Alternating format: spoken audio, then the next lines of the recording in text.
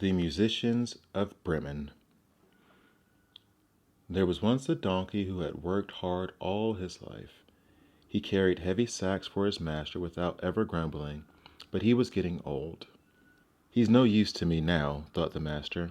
"I won't waste any more food on him." When the donkey caught wind of his master's plan, he escaped and set off down the road to Bremen. "I'll become a musician," he decided. "That seems a good life for an old donkey."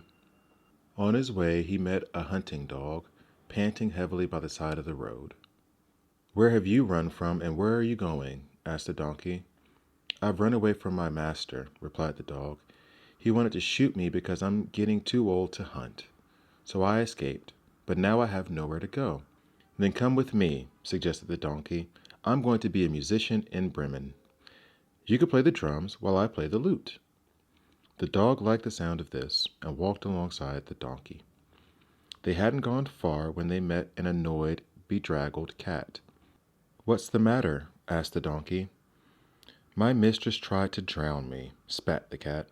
"I've grown too old to chase mice, and she won't let me just curl up by the stove." "Then come with us," said the dog. "We're going to be musicians in Bremen," the donkey explained. "You can play the violin." The cat loved this idea and padded alongside them. It was getting dark as they neared a farm. Perched on the gate was a rooster, crowing at the top of his lungs. "Whatever's wrong?" asked the donkey. "My mistress has decided my time is up," sighed the rooster. "She's going to chop off my head and cook me for Sunday lunch." "Don't let her," said the donkey. "Come with us." "We're going to be musicians in Bremen," said the dog. "You can be our singer," added the cat. So the four animals walked on until they reached a forest. There they settled for the night by a tall pine tree. "I'm cold," moaned the cat. "I'm hungry," moaned the dog. "Hang on," called the rooster. "I see a light." The animals followed the light and found a snug little cottage. The donkey crept closer and closer and peered in the window. "I see a table of food," he said with excitement. "And a band of robbers," he added in dismay. Whispering in the shadows, the animals came up with a plan. Quietly, the dog climbed onto the donkey, the cat jumped onto the dog, the rooster flew onto the cat, and with a blast of song, they burst through the window. "Run for your lives," the robbers cried, leaving the animals to enjoy their feast. Happy and full, the animals turned out the lights and laid down to sleep.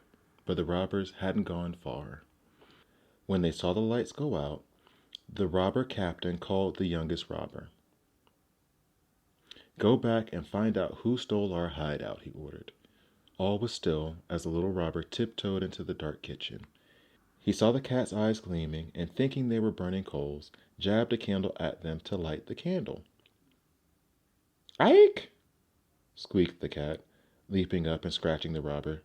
Terrified, he ran to the back door and tripped over the dog, who bit him savagely on the leg.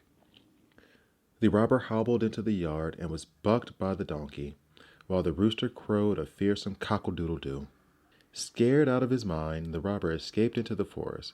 "We must run away," he called to his captain. "I've just been scratched by a witch, stabbed by a thug, and beaten by a monster, and now an evil voice is yelling, 'Catch that rascal, do!'" The band of robbers turned and fled, and never returned to the cottage in the woods.